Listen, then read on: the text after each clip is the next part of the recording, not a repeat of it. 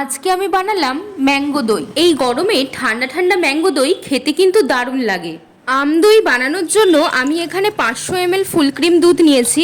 প্রথমে দুধটাকে 5-7 মিনিট লো ফ্লেমে ফুটিয়ে নেব। ততক্ষণে আমি একটা পাকা আম কেটে নিচ্ছি।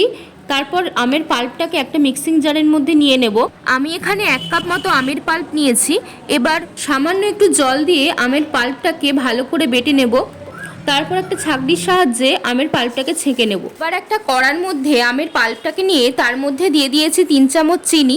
চিনির পরিমাণটা অবশ্যই আপনারা আপনাদের স্বাদ অনুযায়ী দেবেন। এবার লো ফ্লেমে ভালো করে ফুটিয়ে নিয়ে আমের পাল্পটাকে এরকম ঘন করে নেব।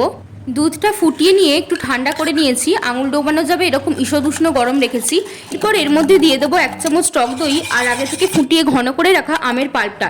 এরপর খুব ভালো করে সমস্ত কিছু মিশিয়ে নিয়ে একটা ভাঁড়ের মধ্যে ঢেলে নিয়েছি। তারপর ঢাকা দিয়ে দইটাকে সেট হতে দেবো। দইটা সেট হয়ে গেলে কিছুক্ষণের জন্য ফ্রিজে রেখে দিয়েছিলাম।